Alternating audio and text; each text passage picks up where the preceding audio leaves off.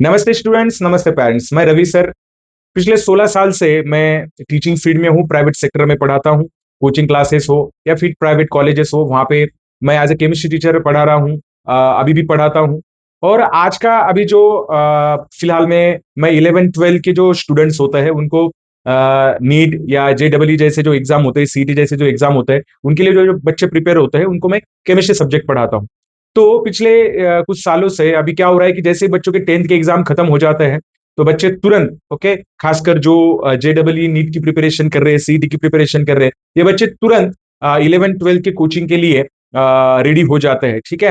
तो अभी मैं देख रहा हूँ बहुत सारे पेरेंट जो अभी एडमिशन के लिए आ रहे हैं, उनके मन में ना बहुत सारी एम्बिग्यूटीज है, मतलब बहुत सारा कंफ्यूजन है कि बच्चों को कौन सा फील्ड दिया जाए या बच्चों को कौन सा ट्रैक चूज करना चाहिए। बच्चे जेडब्ल्यू करेंगे या बच्चे नीट करेंगे या बच्चों ने सीटी करना चाहिए। तो ये बहुत सारा कंफ्यूजन मुझे दिखता है पेरेंट्स में, क्योंकि अभी जल्दी से एडमिशन भी लेना है। अभी 10th के एग्जाम खत्म भी नहीं हुए थे कि 11th की स्टडी करनी है। और मुझे फिलहाल में लगता है कि कंपटीशन के दौर में अभी ये सही भी है, क्योंकि बच्चों को अगर इन कम्पिटेटिव एग्जाम के लिए प्रिपेयर होना है तो इनको बोर्ड के साथ साथ इन कम्पिटेटिव एग्जाम की सेपरेटली तैयारी करनी होती है। ठीक है। और ये तैयारी कॉलेजेस में नहीं की जाती है, कॉलेजेस में नहीं करते। कॉलेजेस की जिम्मेदारी क्या होती है कि वो जो बोर्ड का सिलेबस है वो कंप्लीट करे। कंप्यूटर एग्जाम की तैयारी जो होती है स्टूडेंट को खुद ही करनी पड़ती है, और इसके लिए चाहिए होता है बच्चों को प्रॉपर गाइडेंस। ओके। अभी दूसरी एक बात है कि नीट करना है, जेडब्ल्यू करना है, सीटी करना है, बहुत बार बच्चे खुद ही डिसाइड नहीं कर पाते हैं या पेरेंट्स भी खुद डिसाइड नहीं कर पाते हैं। हमारे यहाँ पर जो मैंने देखा है, हमारे सोसाइटी में क्या होता है कि हम आसपास में देख के ना हमारा एक डिसीजन मेकिंग एक क्राइटेरिया बन जाता है कि कोई रिश्तेदार में कोई बच्चा है उसने नीट कर लिया, या रिश्तेदारी में कोई है जिसने जेडब्ल्यू कर लिया या सीटी कर लिया और अच्छा कर रहा है, वो उसका रिजल्ट भी अच्छा आ रहा है, तो हमें लगता है कि हमारे बच्चे ने भी उसी फील्ड में जाना चाहिए। तो एक बात मुझे ये लगती है कि बच्चों के साथ भी बात करना जरूरी है। हाँ, वो पूरे क्लैरिफाई नहीं होते, लेकिन उनको क्लैरिफाई करना जरूरी होता है पूरी तरीके से। मुझे पता है कि बहुत सारे बच्चों को नहीं पता होता है कि आगे क्या करना चाहिए। तो एज अ पेरेंट्स, ओके, हमारी ये जिम्मेदारी बनती है कि हम उनको गाइड करें। अभी पेरेंट्स को भी इतना ज्यादा पता नहीं होता है, तो पेरेंट्स आते हैं कोचिंग इंस्टीट्यूट के पास या फिर टीचर्स के पास आते हैं, या फिर कोई रिश्तेदारी में अगर कोई बहुत अच्छा बंदा है जो एजुकेशन सेक्टर में काम करते है उसको पूछ लेते हैं। तो इन सब में स्टूडेंट को भी सेंट्रलाइज करना बहुत जरूरी होता है। स्टूडेंट की एबिलिटी क्या है बहुत इंपॉर्टेंट होती है यहाँ पर। देखिए, जेडब्ल्यू की एग्जाम देना बहुत आसान है। ओके, फॉर्म भरना आसान है, लेकिन उस एग्जाम को प्रिपेयर करना बहुत ज्यादा डिफिकल्ट है। वो रियलिटी फैक्ट बच्चों को, पेरेंट्स को चेक करना चाहिए, क्या हमारी एबिलिटी है कि हम उस एग्जाम को क्रैक कर पाएंगे या एग्जाम को प्रिपेयर कर पाएंगे। क्योंकि कुछ बच्चे हैं जो 8th स्टैंडर्ड से उसके लिए प्रिपेयर हो रहे हैं। अभी तो आपको पता ही नहीं था कि जेडब्ल्यू की एग्जाम क्या है, या फिर आप सोच रहे हो कि अभी 11th में प्रिपेयर करूंगा और फिर कर लेंगे। तो ये सारा करना है, मतलब 2 साल में प्रिपरेशन होता है, ऐसी भी कोई बात नहीं, हो जाता है। लेकिन क्या उसके लिए जो मेहनत लगती है उसके लिए वो स्टूडेंट तैयार है, उसका बेसिक क्लियर है। नीट करना है, नीट के लिए तो फिर क्या आगे एमबीबीएस करना है, बीएमएस करना है, बीडीएस करना है, बीएचएमएस करना है। उसके लिए खर्चा क्या है, गवर्नमेंट में मिलेगा तो क्या हो सकता है कि नहीं। अभी गवर्नमेंट मेडिकल कॉलेज में कैप राउंड होते हैं, कहां पर मिलेगा, हम जिस सिटी में रहते हैं वहीं पे मिलेगा, उसी डिस्ट्रिक्ट में मिलेगा, दूसरे डिस्ट्रिक्ट में जाना पड़ेगा, वहां पे जाने के बाद हॉस्टल है, अलग से खर्चा है। ये सारी सारी चीजों को ना पेरेंट्स को मद्देनजर रखना चाहिए, और उस हिसाब से बच्चे की एबिलिटी भी चेक करनी चाहिए। ये हो गया एक एक दायरा हो गया। ठीक है। हम क्या करते हैं कि मैंने देखा है, देखिए, एज अ कोचिंग टीचर या एज अ कोचिंग इंस्टीट्यूट जिसमें मैं हूं, तो एज अ एक मार्केटिंग फिनोमिनन के हिसाब से अगर मैं बात करूं, तो हम अगर बच्चों को सपने नहीं दिखाएंगे तो शायद मुझे नहीं लगता कि बच्चे प्रिपेयर हो पाएंगे। ठीक है। बच्चों को सपने दिखाना मतलब एक तरीके से उनको मोटिवेट करना होता है, लेकिन मोटिवेट कुछ देर के लिए होता है। मोटिवेशन इन एग्जाम के लिए चाहिए होता है प्रॉपर डिसिप्लिन, प्रॉपर वर्क है कि नहीं, प्रॉपर स्टडी चाहिए होती है, एक जरिया होता है, और बहुत सारा वक्त इसके लिए देना पड़ता है। ठीक है। तो ये इसके लिए स्टूडेंट क्या प्रिपेयर है, क्योंकि एक तो ये ऐसा एज है कि डिस्ट्रैक्शन बहुत ज्यादा होते हैं, तो एक दिक्कत है। चलिए, इस बात पे तो मतलब पेरेंट्स सोच लेते हैं कि मेडिकल फील्ड में जाए तो मैथ को थोड़ा अलग रखते हैं, इंजीनियरिंग फील्ड में जाए तो थोड़ा सा बायो को अलग रखते हैं। कुछ बच्चे होते हैं जो जनरल ग्रुप भी रख लेते हैं, मतलब बायो भी रख लेते हैं। मतलब सारा फोकस होता है इन 4 सब्जेक्ट पर, physics, chemistry, maths and bio. ठीक है। तो इन सब्जेक्ट पे पूरा फोकस आ जाता है। एज जो मैं साइंस टीचर हूँ, केमिस्ट्री टीचर हूँ, तो इसलिए मैं इसकी बात कर रहा हूँ। और most of the student science field में ही एडमिशन लेते हैं। ठीक है। तो ये तो हो गया कि बच्चों को कौन सा फील्ड अभी चूज करना है, बराबर कि नहीं। ठीक है, कौन सा उसका चॉइस रहेगा। तो बहुत बार बच्चे खुद से चॉइस नहीं कर पाते हैं, पेरेंट्स के पीयर प्रेशर में, या फिर सोशली, या फिर कभी कभी जो काउंसलर टीम होती है, काउंसलिंग टीम होती है, वो बच्चे के साथ बात करके शायद काउंसलिंग टीम उस बच्चों को एक तरीके से मैं बोलता हूँ ना माइल्डली या फिर सॉफ्टली ना उसको फोर्स कर देती है कि वो ये फील्ड चुन ले। मतलब ये मेरा ऑब्जर्वेशन है। तो बच्चों को, पेरेंट्स को ठीक से समझना पड़ेगा, जो एबिलिटी है उसी हिसाब से आप कोई भी कोर्स चुने। अभी दूसरी एक बात होती है, बहुत सारे पेरेंट्स कनेक्ट है मुझसे, या फिर हमारे जो सोसाइटी में है, या फिर मैं बोल सकता हूँ रिलेटिव्स है वो भी कनेक्ट है। उनका ये मानना है कि सर हम ऑनलाइन एजुकेशन ले या फिर ऑफलाइन एजुकेशन ले, मतलब कोचिंग की जो मतलब प्रिपरेशन जो करनी है, ऑफलाइन अच्छा रहेगा या ऑनलाइन अच्छा रहेगा। तो ये भी एक बहुत बड़ी अभी समस्या, या समस्या नहीं बोलूंगा मैं, समस्या नहीं है, ये हमारी मन की दुविधा है। और जब दुविधा होती है तो समस्या निर्माण हो जाती है ना। ऑफलाइन एजुकेशन समस्या है ना ऑनलाइन, हमारे मन में जो क्वेश्चन आया है वो सबसे बड़ी समस्या है कि कौन सा सही रहेगा। देखिए कोरोना महामारी जब आई थी, कोरोना का जो समय था 2020 में, तो उस समय एकदम से सब कुछ बंद हो गया था। तो एक जरिया एजुकेशन का हमें एक नया मिला, उसके पहले भी चल रहा था, ऑनलाइन एजुकेशन चल रहा था, लेकिन उसका ब्रॉडनेस बहुत ज्यादा था भी नहीं। ठीक है, कुछ कुछ सिटीज में उसका ब्रॉडनेस था, लेकिन 2020 में इस ऑनलाइन एजुकेशन का जो प्लेटफॉर्म है उसने अपना दायरा बहुत ही ज्यादा बढ़ा लिया है। और आज की डेट में आप देखते हो, अभी लगभग 5 साल हो चुके हैं जाने के बाद में, तो बहुत सारे ऑनलाइन प्लेटफॉर्म अभी बच्चों के सामने है, बहुत सारे ऑनलाइन प्लेटफॉर्म है, मैं नाम नहीं लेना चाहूंगा क्योंकि आप सभी को पता है, और बहुत अच्छी टीम उनके पास है। ऑफलाइन ने भी अपना दायरा बढ़ा लिया है, कोचिंग क्लासेस सेक्टर में कारपोरेशन, मतलब एक कारपोरेट, हम बोल सकते हैं कि एक कारपोरेट नेचर बन चुका है अभी कोचिंग क्लासेस। और ठीक भी है, ठीक है कि बच्चों को इतना हाई लेवल पे जाके पढ़ाना है तो खर्चा करना ही पड़ता है। अभी पेरेंट्स दिक्कत में ये है कि हम बच्चों को ऑफलाइन पढ़ाए या ऑनलाइन पढ़ाए। तो देखिए दोनों के फायदे भी है और दोनों दोनों के कुछ एक दिक्कतें भी है। मैं प्रॉब्लम नहीं बोलूंगा, नुकसान नहीं बोलूंगा, एजुकेशन कभी नुकसान देगा ही नहीं आपको। ठीक है, हम उसको किस तरीके से मतलब अडेप्ट करते हैं उस पर वो डिपेंड करता है। ठीक है, कोई भी एजुकेशन आपको नुकसान नहीं देगा, ठीक है, वो आपको फायदा ही देगा, बस फायदा कैसे करवाना है ये आपके हाथ में।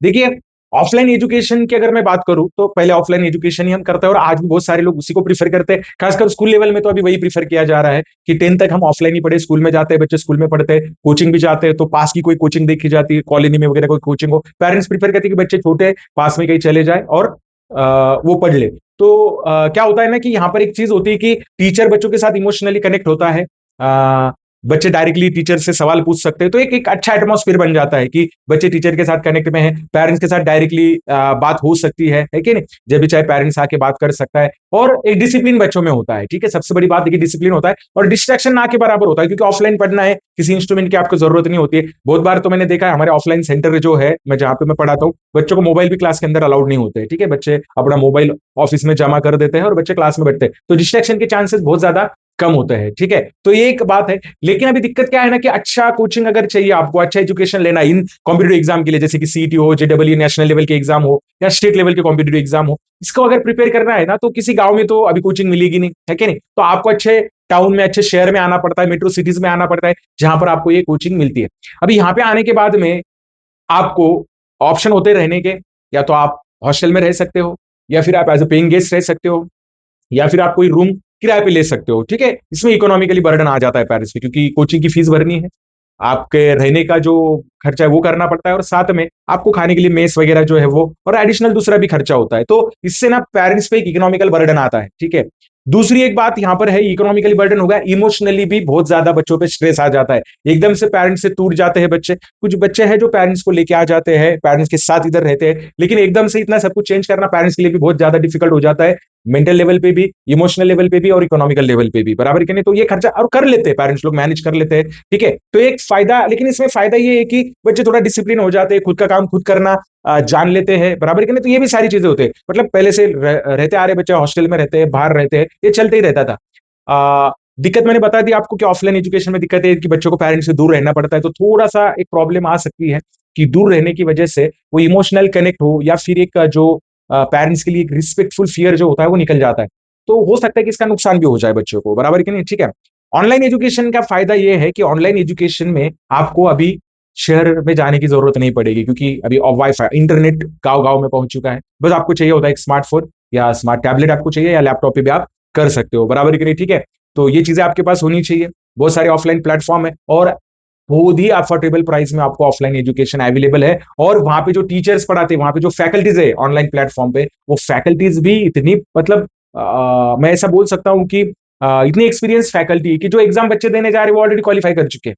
इतनी उन टीचर्स में एबिलिटी होती है। तो मतलब अच्छे अच्छे टीचर्स उन्होंने हायर किए बच्चों को पढ़ाने के लिए, तो बच्चों को एक बहुत अच्छा एक्सपीरियंस आता है और फीस बहुत अफोर्डेबल है। इतनी अफोर्डेबल है कि मतलब आपका खर्चा 100 से डायरेक्ट 10% तक आ जाता है, ठीक है, बिकॉज आपको बस उनकी जो फीस है, कोर्स की फीस वही भरनी होती है। बच्चा अपने कन्वीनियंट के हिसाब से क्लास अटेंड कर सकता है। नहीं भी कर पाए उनके लाइव सेशन, तो लाइव सेशन अपने आप रिकॉर्ड हो जाते हैं, अवेलेबल होते हैं, तो कभी भी क्या कर सकता है वो, रिकॉर्डेड लेक्चर देख सकता है। तो ये सारी चीजें जो है तो बच्चों को एक तरीके का हेल्प कर देती है, बराबर कि नहीं, ठीक है। पेरेंट्स से दूर जाने की जरूरत नहीं, खर्चा एकदम से कम हो गया है, बराबर कि नहीं, ठीक है। दूसरे जो मतलब रीजंस होते हैं, अभी देखो, अभी मतलब मैं अभी देख रहा हूँ कि जो अभी मतलब वॉर चल रहा है उसकी वजह से गैस सिलेंडर की जो दिक्कत चल रही है, तो बच्चों को मेस में प्रॉब्लम आ रही है, या फिर मेस के जो उनके चार्जेस है वो बढ़ चुके हैं, तो ये दिक्कत हो जाती है। लेकिन ऑनलाइन एजुकेशन में क्या है ना कि आप घर पे हो तो इतनी ज्यादा दिक्कत नहीं होती, पेरेंट्स के साथ आप इमोशनली कनेक्ट रहते हैं, पेरेंट्स के सामने होते तो पेरेंट्स भी ध्यान रख सकते हैं, जब चाहिए तब आप स्टडी कर सकते हो। हाँ, लेकिन इसमें एक दिक्कत ये है, दिक्कत है कि डिस्ट्रैक्शन, मोबाइल होने की वजह से बच्चे डिस्ट्रैक्ट हो जाते हैं। ये भी देखा है मैंने कि ऑनलाइन एजुकेशन में ना एक ही सब्जेक्ट का बहुत बड़ा मैराथन लेक्चर भी होता है कभी कभी। मुझे नहीं लगता कि मैराथन लेक्चर का इतना कुछ बच्चों को फायदा होता है। 10-10 घंटे के मैराथन है, कुछ 15 घंटे के भी मैराथन है, 3 घंटे के भी मैराथन है। एज ए टीचर मैंने जब साइकोलॉजी पढ़ा था बीएड करते समय, ठीक है, तब हमने साइकोलॉजी में पढ़ा है कि किसी भी सब्जेक्ट को ग्रास्प करने की जो हमारी एबिलिटी होती है 45 मिनट्स टू 1 आवर होती है। तो आप स्कूल लेवल पे भी देखो 35 या 45 मिनट्स के लेक्चर होते हैं, बाद में चेंज करना पड़ता है। तो ये एक दिक्कत है। तो जैसे ही स्टूडेंट बोर हो जाएगा तो वो डिस्ट्रैक्ट हो जाएगा, मोबाइल उसके हाथ में है, हम सोशल मीडिया की इरा में अभी सोशल मीडिया से घिरे हुए हैं, इंस्टा है, यूट्यूब है, फेसबुक है, तो बच्चे तुरंत डिस्ट्रैक्ट हो जाते हैं, दूसरी तरफ चले जाते हैं, और ब्रेन को चाहिए होता है कि थोड़ी देर के बाद उसको चेंज लगता है, ठीक है। तो ये एक दिक्कत ऑनलाइन एजुकेशन के साथ हो सकती है, तो बहुत ज्यादा ध्यान रखना पड़ेगा। दूसरी एक बात है कि ऑनलाइन एजुकेशन में डिसिप्लिन बच्चों में नहीं होता है। जो बच्चे ऑनलाइन करते हैं उनमें डिसिप्लिन, जिनको पता है मैं कभी भी देख सकता हूँ, तो डिसिप्लिन में नहीं रहते। और इतनी बड़ी एग्जाम अगर आपको देनी है ना बेटा, पेरेंट्स को मैं बताना चाहूंगा, इतनी बड़ी अगर एग्जाम देनी तो इसके लिए चाहिए होता है प्रॉपर डिसिप्लिन, बहुत ज्यादा प्रॉपर डिसिप्लिन चाहिए होता है। 8-8 मतलब कम से कम 6 घंटे तो भी कंटिन्यूअस पढ़ाई करनी पड़ती है, मतलब खुद से पढ़ाई करनी पड़ती है बच्चों को। तो ये सारी चीजें अगर आप ध्यान में रखोगे तो शायद आप डिसाइड कर पाओगे कि ऑनलाइन करना है या ऑफलाइन करना है। दोनों भी एजुकेशन के मेथड बहुत अच्छे मेथड है, बस आपको देखना है कि इससे मतलब हम किस तरीके से इसको यूज करें, ठीक है, मतलब कैसे यूटिलाइज करें, ऑनलाइन का यूटिलाइजेशन कैसे करें, ऑफलाइन का यूटिलाइजेशन कैसे करें, ये सारी चीजें हैं। और इन सारी चीजों में लगता है बेटा डिटर्मिनेशन, हार्डवर्क, डिसिप्लिन लगता है, और सबसे इंपॉर्टेंट चीज, आप चीज सही में करना चाहते हो ना, बच्चे की खुद की उसकी एबिलिटी है क्या,